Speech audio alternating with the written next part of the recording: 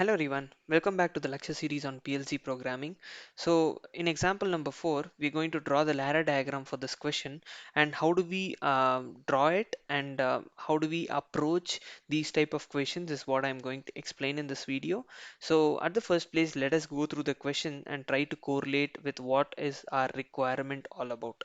So they've asked us to design and draw the schematic for a conventional hardware relay circuit that will perform each of the following functions when a normally closed push button is pressed. So we have to turn a pilot light on, de-energize a solenoid, start a motor running and sound a horn. That means there is only one push button switch that is there, and once that push button switch is pressed, all these operations should happen simultaneously at once. So if you carefully observe, one important statement over here is they have mentioned normally closed. So that is very important because in most of the cases when they don't mention anything, we will be taking a normally open contact. But if they specifically mention normally closed, then we have to use a normally closed push button switch. So this is the ladder diagram. So how do we understand these type of circuits? It's very simple. At the first place, if you carefully observe, a normally closed push button switch is used, and this is a normally closed contact. That means it is initially high and acts as short circuit. As a result, an internal relay, IR is nothing but internal relay, that is just a naming convention. But why I am emphasizing more on this is because this is used everywhere over here, and that means the address of this particular location will be utilized in every other contact that is here. So just to understand and make this concept simple, I've used it with a naming convention, but in practical application we will be giving it with a physical address like I slash 0.2, like that. So that is actually the physical address of the memory location that is there. But over here, to understand it, I am using a name for it. So IR is basically an internal relay. You can give different names as well, that is not a problem. So if you carefully observe, this is high initially, consequently this will also be high. Once this goes to 1, a normally open contact will also get energized because same address is used over here. So whenever this is high, this will also be high.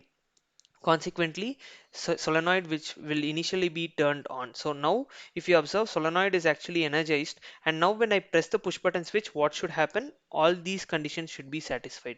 Is it satisfying? Let's take a look. Now once a push button switch is pressed and released, consequently this will get de-energized and it is indicated in red. The run gets de-energized and the internal relay gets de-energized. Once the internal relay gets de-energized, it becomes equal to 0, that is low state. Consequently, this is used here as well, isn't it?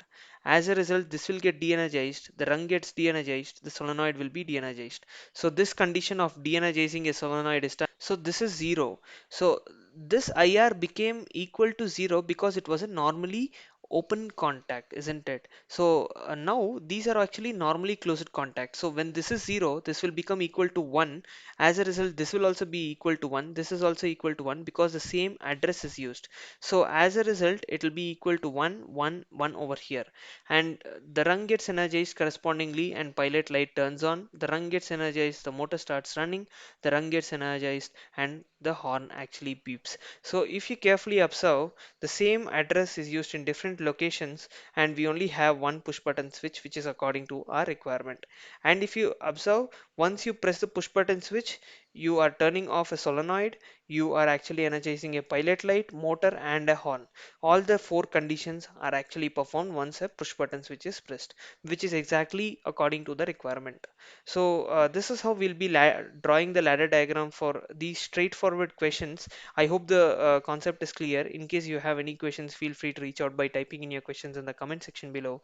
If you like this video, please do like it, share it and subscribe to our channel for regular updates. Thanks for watching this video. Meet you guys in another example. Thank you.